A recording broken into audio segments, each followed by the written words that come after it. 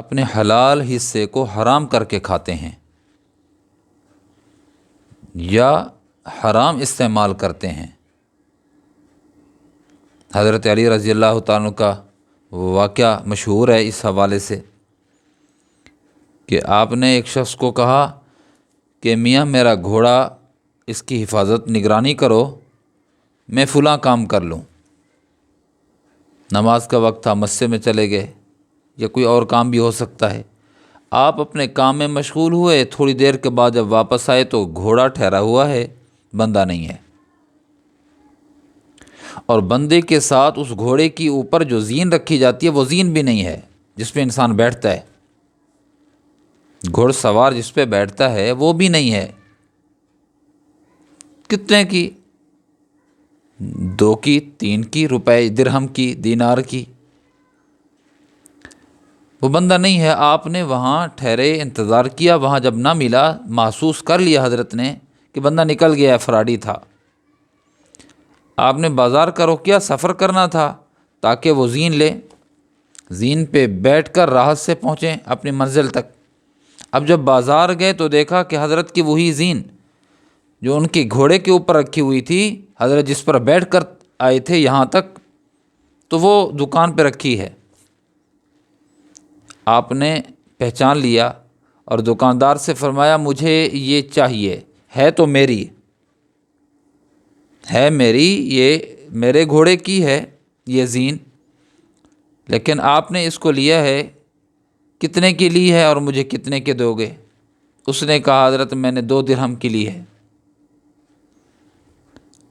آپ لے لیں۔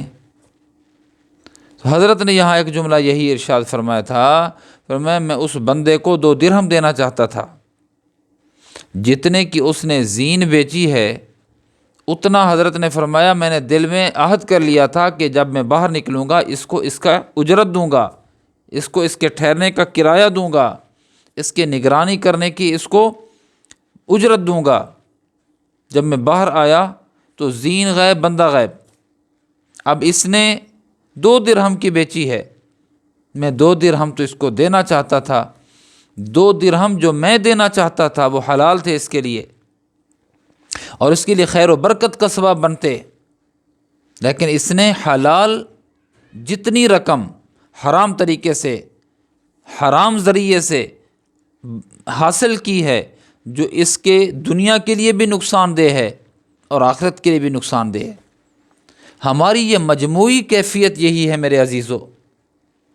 میرے بابا جی رحمہ اللہ فرمایا کرتے تھے، اور اس وقت ہمیں سمجھ نہیں آتی تھی، فرماتے تھے کہ مزدوروں کے بارے میں لوگوں کا گمان یہ ہے کہ یہ حلال کا پیسہ استعمال کرتا ہے، حلال کھاتا ہے۔ فرمایا نہیں، میری سنو تو میں کہتا ہوں مزدور مزدوری کر کے بھی حرام کھاتا ہے۔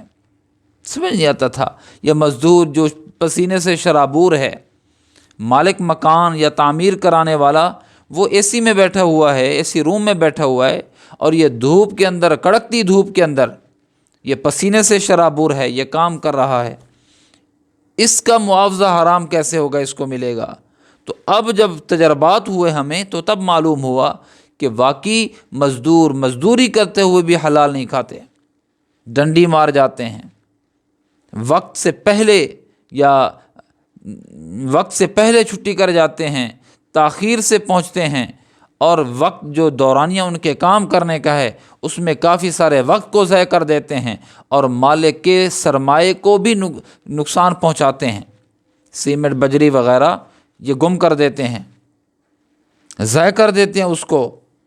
اور بالخصوص جب چھٹی کا وقت ہو اور مال زیادہ بنا ہوا ہو تو اس وقت یہ مستری اور مزدور کیا کرتے ہیں، یہ ضائع کرنا شروع کر دیتے ہیں۔ تو کیا ہے، مزدور مزدوری کر کے بھی حلال نہیں کما رہا، خیر و برکت کہاں سے آئے گی میرے پیارے؟ کہاں سے آئے گی؟ سوچوں، میں بھی سوچوں، آپ بھی یہ چھوٹا مسئلہ نہیں ہے، یہ ہمارا سب کا بہت بڑا مسئلہ ہے۔ اللہ پاک نے جو مقدر میں لکھا ہے، جو مقدر میں ہمارے لیے اللہ نے لکھ دیا وہ ملے گا، میرے لیے لکھا وہ مجھے ملے گا، آپ کے لیے لکھا وہ آپ کو ملے گا، مل کر رہے گا، اس سے پہلے موت نہیں آئے گی، ملے گا۔ لیکن ہم کیا کرتے ہیں؟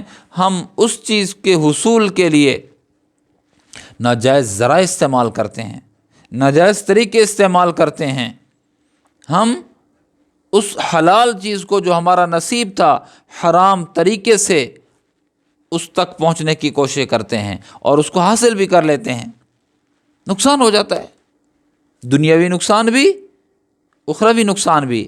دنیاوی نقصان یہی ہے کہ برکت ختم، اولاد نافرمان اور دیگر اور بھی مسائل، اور اخروی نقصان یہ ہے کہ ہر چیز کی باس پرس ہوگی۔ وَمَن يَعْمَلْ مِثْقَالَ ذَرَّةٍ خَيْرًا يَرَى وَمَن يَعْمَلْ مِثْقَالَ ذَرَّةٍ شَرًّا يَرَى۔ تو میرے عزیزو، حلال کو حلال طریقے سے کھاؤ، خوب کھاؤ، حلال کو حلال طریقے سے استعمال کرو، خوب استعمال کرو، لیکن حلال کو حرام انداز میں استعمال کرنا یہ ناجائز ہے، اور اس کے استعمال سے دنیاوی اور اخروی نقصان ہوتا ہے، اور ہمارا مجموعی طور پر کردار، ہم سب کا مجموعی طور پر الا ماشاء اللہ، استثناء تو ہوتا رہتا ہے، الا ماشاء اللہ تھوڑے لوگ ہیں، لیکن ہم مجموعی طور پر ایسے کر رہے ہیں، بٹورتے ہیں، لوٹتے ہیں، نقصان پہنچا کر وہ چیز حاصل کرتے ہیں، دوسرے کو دھوکہ دے کر ہم وہ چیز حاصل کرتے ہیں۔ ایک بندے نے کہا میرا کام کر دو، اس نے کام کیا، کام کرتے ہوئے اس نے پیسے اضافی لیتا رہا اور ڈبل پیسے لیے، جبکہ جس نے کہا نا میرا کام کر دو، اس نے دل میں یہ چھپا رکھا تھا کہ میرا جب یہ کام کر دے گا میں اس کو اتنا دوں گا۔ اب اس شخص نے جس نے کام کرایا، اس نے فراڈ کے ذریعے سے، دھوکے کے ذریعے سے، جھوٹ کے ذریعے سے مال بٹورا۔ یہ دنیا اور آخرت اس کے لیے نقصان ہے۔